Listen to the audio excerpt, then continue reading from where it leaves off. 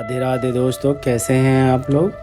आज मैं आप लोगों को पौराणिक कथा सोमनाथ ज्योतिर्लिंग की सुनाने जा रहा हूँ। शिव पुराण के अनुसार सोमनाथ ज्योतिर्लिंग भगवान शिव का प्रथम ज्योतिर्लिंग है। पुराणों में सोमनाथ ज्योतिर्लिंग की स्थापना संबंधित कथा वो इस प्रकार है। जब प्रजापति दक्ष ने अपनी सभी 27 पुत्रियों का विवाह चंद्रमा के साथ कर दिया तो वह बहुत प्रसन्न हुए। पत्नी के रूप में दक्ष कन्याओं को प्राप्त कर चंद्रमा बहुत शोभित हुए और दक्ष कन्याएं भी अपने स्वामी के रूप में चंद्रमा को पाकर बहुत प्रसन्न हुई। इस विवाह से सभी लोग खुश थे। चंद्रमा की उन 27 पत्नियों में रोहिणी उनसे सबसे ज़्यादा प्रिय थी, जिसको विशेष आदर और प्रेम किया करते थे।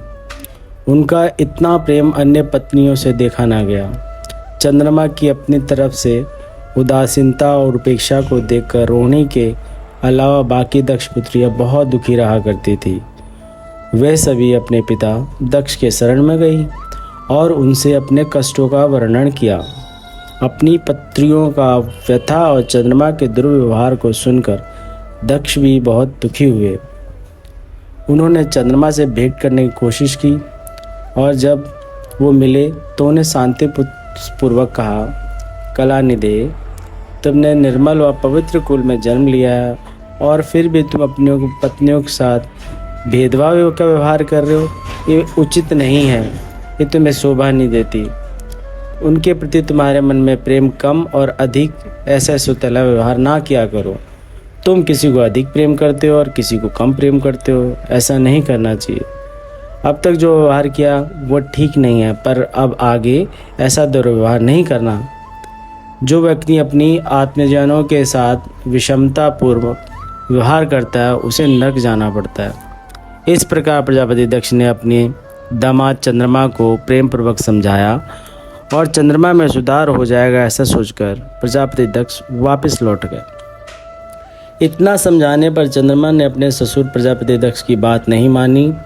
रोहिणी के प्रति अतिशय आसक्ति के कारण उन्होंने अपने कर्तव्य की अवहेलना की तथा अपने अन्य पत्नियों का ज़्यादा ख्याल ना रखा और उन सभी से उदासीन रहे।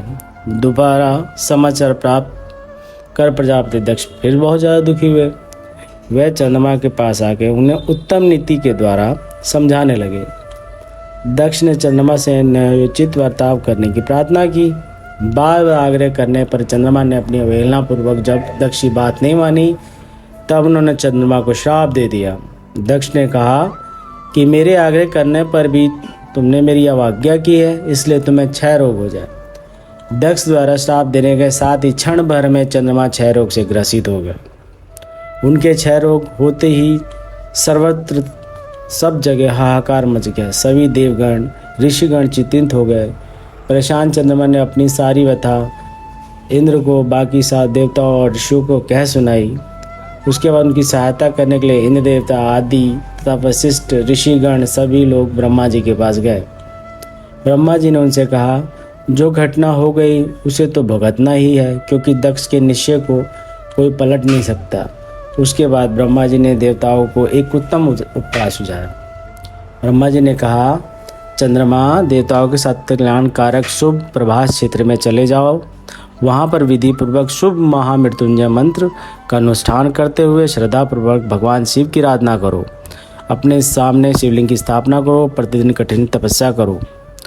इनकी आराधना और तपस्या से जब भगवान भोलेनाथ प्रसन्न हो जाएंगे तो तुम्हें क्षय रोग से मुक्त कर देंगे। पितामह ब्रह्मा जी की आज्ञा को स्वीकार कर देवता और ऋषियों के संरक्षण में चंद्रमा देवता सहित प्रभास क्षेत्र में पहुँच गए। वहाँ चंद्र देवता ने महामृत्युंजय मंत्र, भगवान की आराधना, वंदना और अनुष्ठान प्रारंभ किया। वह महामृत्युंजय मंत्र का जाप करते तब भगवान के शिव की उपासना में तल्लीन हो गए।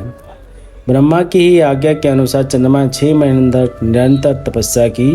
वृषभ ध्वज का पूजन किया। 10 करोड़ महामृत्युंजय मंत्र का जप किया। ध्यान करते हुए चंद्रमा स्थिर चित्त से वहाँ निरंतर खड़े रहे। उनकी तपस्या से भक्त वत्सल्य भगवान शंकर प्रसन्न हुए। उन्होंने चंद्रमा से कहा, चंद्रदेव, तुम्हारा कल्याण हो। तुम जिसके लिए यहाँ कठोर तपस्या कर रहे हो उसे अपनी अभिलाषा को बताओ। मैं तुम्हारी इच्छा के अनुसार तुम्हें उत्तम वर प्रदान करूँगा। चंद्रमा ने प्रार्थना करते हुए विनयपूर्वक भगवान शंकर से कहा, देवेश्वर आप मेरे सब अपराधों को क्षमा करें और मेरे शरीर के इस क्षय रोग को दूर करें। भगवान शिव ने तपस्या से प्रसन्न होकर चंद्रदेव से वर मांगने के लिए कहा। इस पर चंद्रमा देव ने वर मांगा कि भगवान आप मुझे श्राप से मुक्त कर दीजिए, मेरे सारे अपराध क्षमा कर दीजिए। इस श्राप को पूरी तरह समाप्त करना भगवान शिव के लिए भी संभव ना था, अतः मध्य का मार्ग उन्होंने निकाला। चंद्रदेव तुम्हारी कला प्रतिदिन एक पक्ष में क्षीण हुआ करेगी, जबकि दूसरे पक्ष में प्रतिदिन वह निरंतर बढ़ती रहेगी। इस प्रकार तुम स्वस्थ और लोक सम्मान के योग्य हो जाओगे। भगवान शिव की कृपा रूपी प्रसाद प्राप्त कर चंद्रदेव बहुत प्रसन्न हुए। उन्होंने भक्तिपूर्वक भावपूर्वक शंकर की स्तुति की। इस स्थिति में निराकार शिव उनकी दृढ़ भक्ति को देखकर साकार निरंकार होकर शिवलिंग रूप में प्रकट हुए और संसार में सोमनाथ ज्योतिर्लिंग के नाम से प्रचलित। बोलो हर हर महादेव।